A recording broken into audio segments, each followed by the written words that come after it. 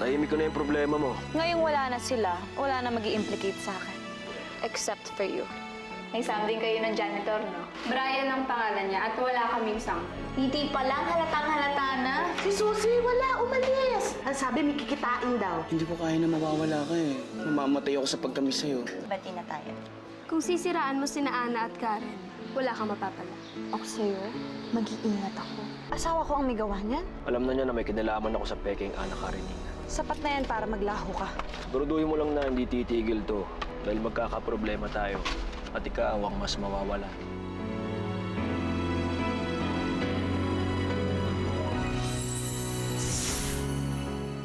Ma? Nina, I'm in the kitchen. Oh, what are you doing here? You should have called. Meron akong meeting na pupuntahan. Namiss kasi kita eh. Look, I bought you your favorite cake. Okay, can you put it in the fridge?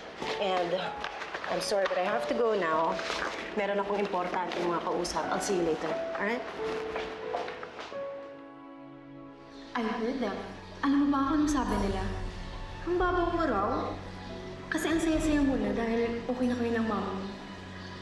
Pero yun pala, pinilit lang pala nila yung mami mo na kausapin ka.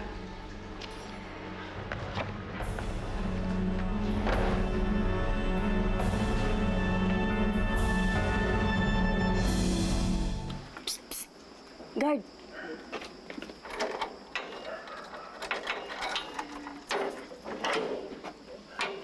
Salamat. Guard. Ganda naman dito. Siguro mas maganda sa loob ng mansyon. Patingin. Ay, hindi. Hanggang dito ka na lang. Kasi alam mo naman si Karen eh. Baka magalit. At saka... Hi, guard. So, paano? Text na lang. Sige, hintayin ko yung text mo ha. Ay, teka. Oh, please.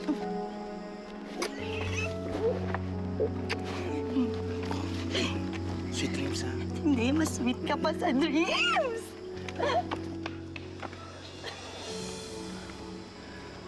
Next time, mapapasok din kita. Tiba-tiba ako dito. Ang ginagawa mo? Labas na. Oo, lalabas na. Sandali lang. Tinitingnan ko lang. Sige na, labas na. Kung galit ka rin yan. Labas na. Oo, lalabas na.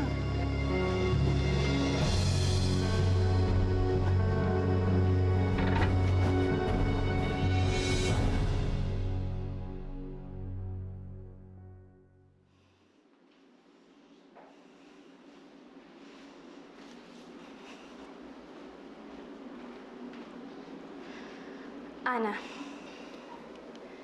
totoo bang pinilit niyo lang si Mami na kausapin ako? Ha?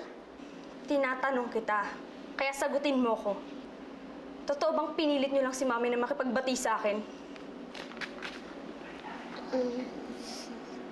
Sinabihan namin siya ni Karen na nakausapin ka, napuntahan ka. Yun lang. Masama ba yun, Nina? Masamang maging pakialamera. Masamang manghimasok ng buhay ng may buhay. At ang kaibigan, hindi yun ginagawa sa kapwa-kaibigan. Pero ginawa niyo yun sa akin. Kaya hindi ko kayo kaibigan. Nina,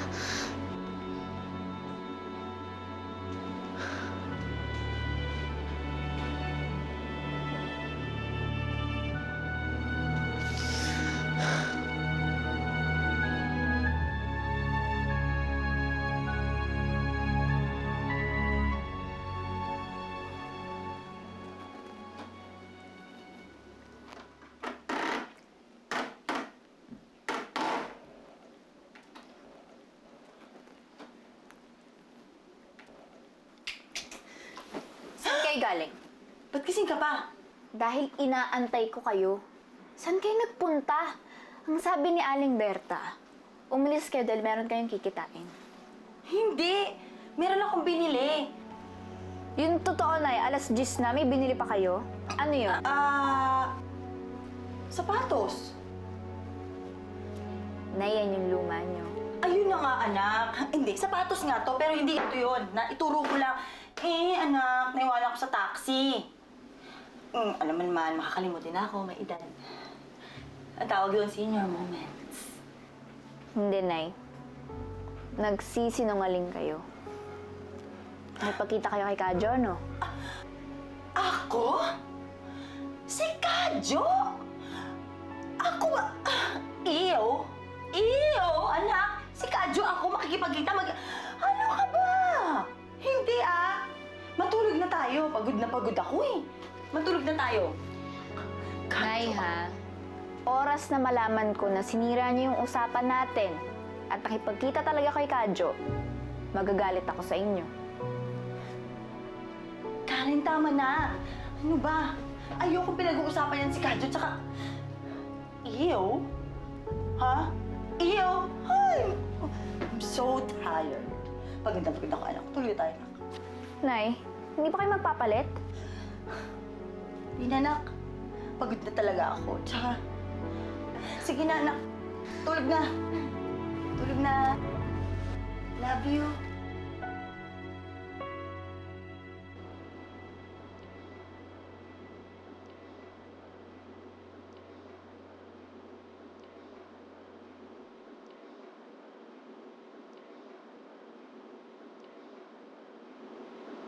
Ay, naku.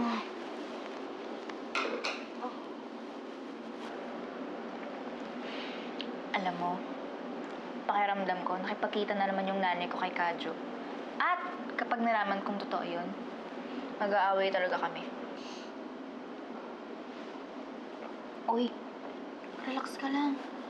Binagat ko lang yung nanay ko, nalawa ka na agad. Karen, hindi naman ako nagkakaganito dahil sa nanay mo. Dahil kay Nina. Kay Nina? Bakit? Galit kasi siya sa akin eh. Sa atin.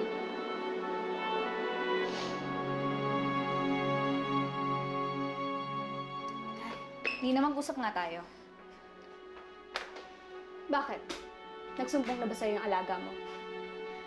Alaga? Kaibigan ko si Ana. Magkakaibigan tayo, di ba? Bakit ka ba nangaaway? Uy, ano naman kung sinabi namin sa nanay mo na dalawin ka? Okay naman nagkaayos kayo, di ba? Anong okay? Hindi kami okay. Pinuntahan niya lang ako kasi pinilit niya siya. Well, this time akala ko kusang loob siyang pumunta sa akin. Pero napilitan lang pala siya dahil sa inyong dalawa. Hindi siya napilitan. Kinuwento namin yung sitwasyon mo sa kanya.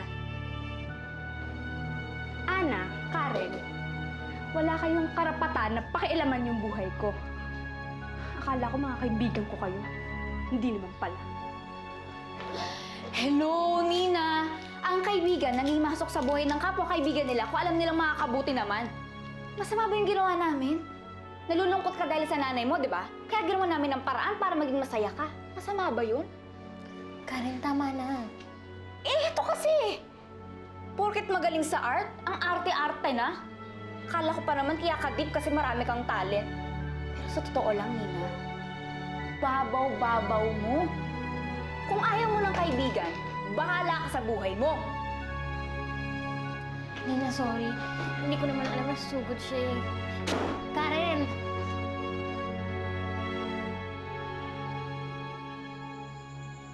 Are! No. Kadyo! Mga repa, Pibs. Eh. Ayos ba kayo dyan? Oh, kumusta pare? Lakad mo. Oks na. Nabigani mo ba yung chicks mo? Ox na. Ako pa. Wala kang bilib sa akin. Alam nyo, hindi magtatagal. Makikita nyo, yayaman ako dahil sa mag-inang yun. Alam mo, Kadyo, kung gusto mo talagang yumaman, sumama ka sa amin. May titirahan kaming bahay. May bagong bukas na townhouse dyan sa may rotonda. Ano? Payat ang townhouse. Kung gusto nyo jumakpat, mansyon ang pasukin natin. Mansyon? Ang mansyon ng mga Monteklaro, ako na bahala sa plano. Ha? Pares mo. Kainis talaga si Nina. Tayo pa yung pinapalabas na masama, ha? Hindi ka kasi dapat nakipag-usap ng ganun, Karen. Dapat kinausap mo na lang si Nina ng maayos. Kung mo sabihin kinakampihan mo pa yung babaeng yun. Eh, ang akin lang naman, wala namang mabuting madudulot yung init ng ulo eh. Kaya sa mainit yung ulo ko eh. Inis na nga ako sa nanay ko, dadagdag pa si Nina. Kaasar. Karen, I'm sorry. Alam ko nang nagkamali ako. Nagalit ako kay Mami kaya kayo napagbalingan ko. Ana, Karen, sorry. Sorry mo mukha mo.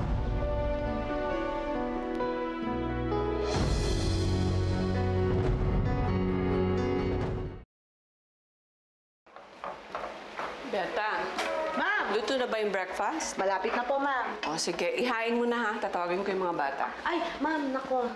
Palagay ko po, hindi sila magkakasabay-sabay kumain ngayon. Bakit? Eh, narinig ko po kagabi, nag-aaway-away po. Hindi ko naman sigurado kung ano yung pinagtatalunan, pero sigurado po magkakagalit sila ngayon.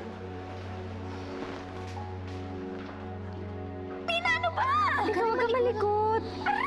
Ano nangyayari dito, ha? Nina? Wala. Ano ginagawa mo kay Karen? Eh, si Karen po kasi ang likot-likot. Tinatanggal ko lang po yung salubsob. Kasi Lola, nagpipinta po kami. Medyo OA lang po talaga akong umaray. Akala ko naman nag-aaway-away kayo. Sabi kasi ni Berta, kagabi daw narinig kayo na nagkakagulo. Karen! Please naman oh. Ang point ko, tama kayo. Naging mababaw ako. Hindi ako dapat nakinig kay Carla. Si Carla? Si Carla yung naninira sa amin? Hindi ko dapat ginawa yun. Dapat naniwala ako sa mga kaibigan ko. Dapat nagtiwala ako sa inyo. Tsaka tama kayo. Dapat nga nagpasalamat pa ako sa inyo dahil nag-effort kayong pag-ayusin kami ni Mommy. Hindi dapat ako nagalit. I'm sorry. Inis pa rin ako sa'yo. O sige, menis ka. Pero tanggalin mo muna yung bigote mo. Nakakatawa ka pa rin.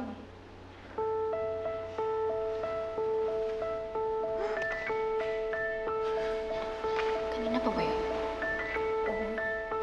Oo. Ba't hindi mo sinabi agad? Kanina pa ka nagdadrama dito. Baka tuloy akong ewan. Oo. Sorry na. Ano pa bang magagawa ko? Nasira na ng drama ko yung bigote ko eh. Pati na tayo. Pero promise. Bagay sa bigote. Ayan, dapat ganyan na lang kayo palagi. Huwag na kayong mag-aaway. Langis o Ate Ana.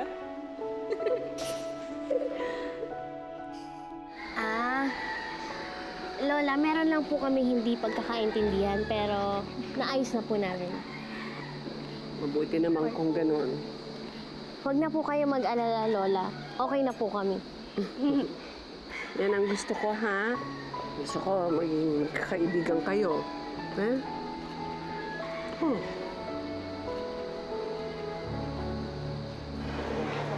Hinga. Gawa mo to, no? Opo, kukulayan lang po namin tapos iba pa frame na namin. Eh bakit may heart sa ulo mo? Exit, wala ka rin. In love po si Nina. Karen, secret lang yun. Hoy, kayo ha? Ang babata nyo pa, ha? Para mag-isip ng ganyang love-love na yan. Hindi po. Ito si Karen po pala biro eh. Niloloko po kayo nito, di ba? Niloloko mo lang eh. Niloloko mo si Lolo. Oh, niloloko mo. Ito si Karen. Niloloko mo. Niloloko. Mahulog kayo! O, di ba po? Joke lang tayo sa kanya. Yun!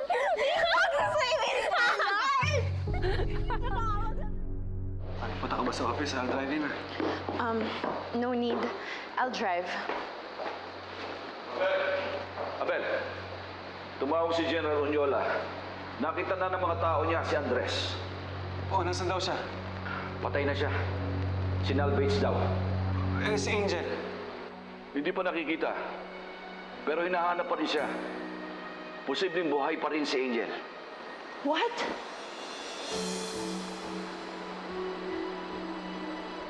I mean, that's good, right? At least may chance na makita pa siya. May chance na malaman pa natin ang totoo. So, that's good.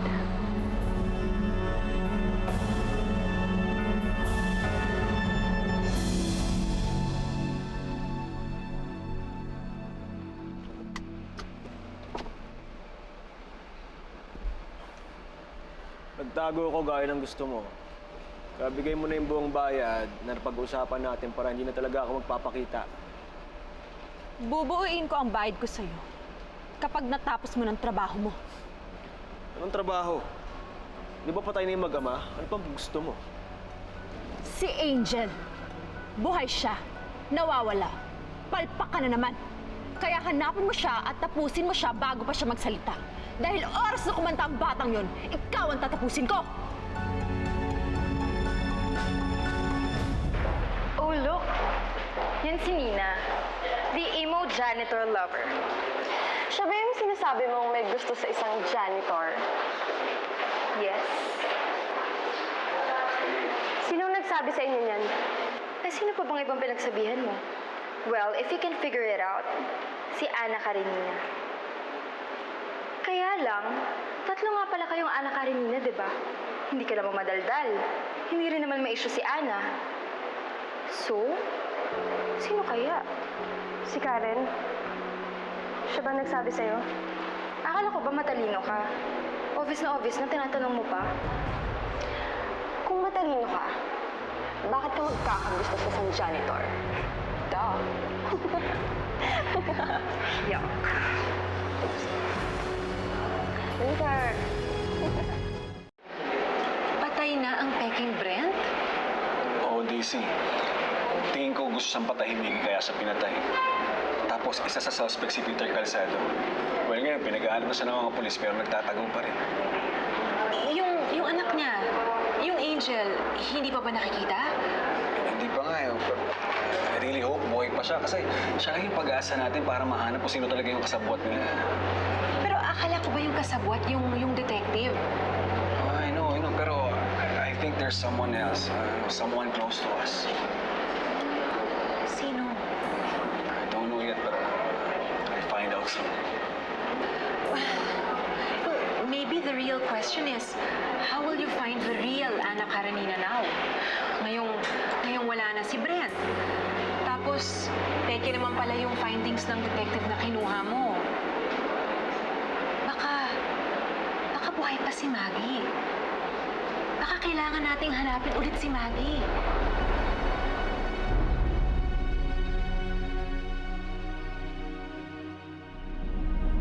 Maggie? Hindi kaya si Maggie yung taong grasa na nakita ko noon? Daisy, malabo yun eh. Pero malakas ang kutob ko, Abel. Feeling ko si Maggie yun. We need to find her. At pag nakita natin siya, masosolve natin lahat ng mga problema natin. Everything will be okay. Thank you, Abel.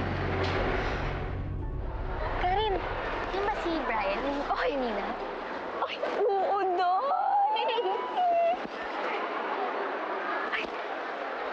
Ay, di ba kayo yung kaibigan ni Nina? Ay, oo. Pasabi naman sa kanya, hi daw, sabi ni Brian. Sige, sabihin ko yan Uy, sige, salamat. Sige, sabihin namin, Brian Sige. Salamat. Una na ako. Bye. Bye. Karen, ano ka ba? Masyado ka naman halata kaligin. Ano ka ba? Natutuwa lang naman ako para kay Nina kasi ang cute-cute niya talaga. Pero syempre, mas cute pa rin si Aldrin, my love. Puro ka talaga kalokohan. Tsaka alam mo, napaka-obvious mo. Paano pa kaya kay Aldrin? Hindi naman siguro. Talaga ba? Sa tingin mo? Brian!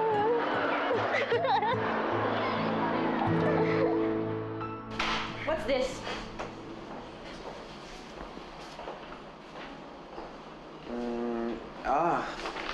This is my recommendation para mas maging efficient ng mga employees. Kaya gusto mo ng vacation room. ng game room dito? Hindi naman, pero mami, nabasa po kasi ako na pag nakakapag-relax sa mga employees from time to time, mas nagiging focus sila sa work nila. So you want a playground for the employees? This is a place of work. Kung gusto nilang mag-relax, edi sana gumimik sila o kaya magpunta sila ng spa. Dahil ang opisina is no place for fun. Akala ko matured ka na. And then you're gonna give me this report that's so juvenile? Ayusin mo naman. Adrian, I'm so disappointed in you.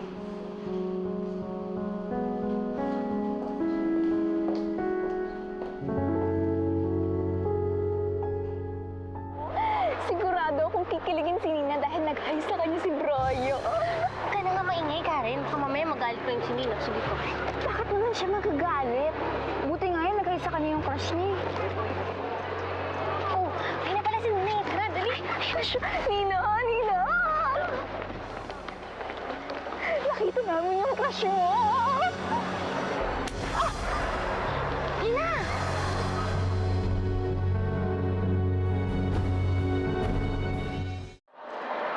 Bakit mo ako sinampal? Eh kasi ang dal-dal-dal mo.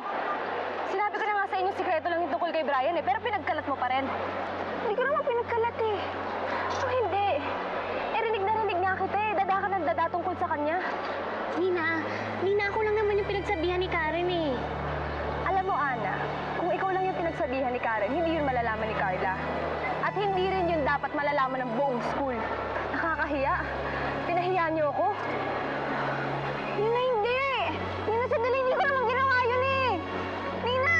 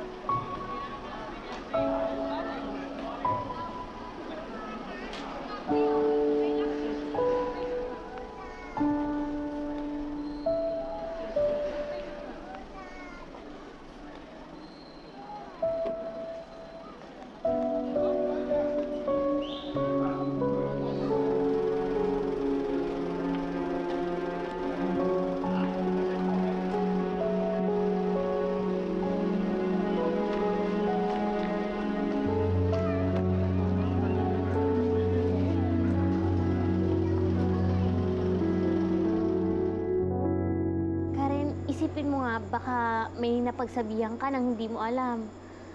Ikaw naman kasi, Karen eh. Kanina ko pa sinasabi sa'yo na ang ingay mo, ang daldal mo. Ana, wala ka ibang pagsasabihan. Kayo lang naman ang kaibigan ko sa school. Ngayon, ikaw na lang. Tapos siya pa rin yung kakampihan mo. Karen, wala akong kakampihan sa inyo dahil pareho ko kayong kaibigan. Yun? Yung babaeng may saltik na yun, kaibigan mo? Yung biglang nananampal, biglang nambibintang? Ginawa niya na sa akin dati yun. Pinalampas ko lang. Pero masyado na siya nasasanay, no? Hindi ko na siya matitiis. Uy, Karen. Karen, anong gagawin mo?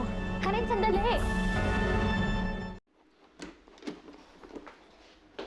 Wala akong ginagawang masama sa'yo. Ngayon, kung hindi ka pa rin naniniwala sa akin, bahala ka na sa buhay mo. Hindi na kita kaibigan. O bakit? Hindi naman talaga kita kaibigan ah. Napilitan lang ako dahil gusto yun ni Ana. Pero kung akong papipiliin, ayoko talaga.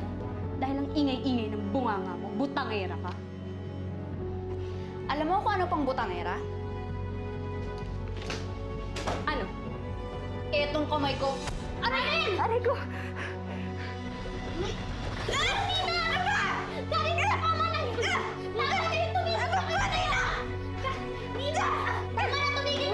Alam ko, hindi kita papatin. Ano na naman? Karen, galit ka lang. Kaya mo nasabi na ayaw mo yung pagkakaibigan natin. Lagi na lang ba nating unawain yung saltik ng babaeng yan? Kung ayaw niya sa atin, di wag. Di ko rin naman siya kailangan. Tama na yan. Halika na. Sorry, kailangan ko talaga tapusin to. Puro ka na lang mamaya. Para saan pa't naging asawa kita? Wala ka naman palang silbi. Huwag may pasa sa akin. Ikaw to palaging busy. Tapos ngayon, nasa mood ka, pipilitin mo naman ako. Ang dami mong sinasabi. Parang hindi ka lalaki. Karen, huwag ka na magalit. Hindi ko naman alam na magnanakaw si Kadyo eh. Nag-usap tayo eh. Nangako kayo sa akin. Kinita niyo, pinapasok niyo pa dito. Paano kung may nakita sa atin, Nay? Ako, nakita ko lahat ng nangyari. Sir Nan, mawawala yung diamond earrings ko. Nilagay ko lang sa bedside table natin eh. Bakit hindi niyo po itanong kay Karen? Siya po ang nagpapasok ng magnanakaw dito. Kasalanan niyo to eh.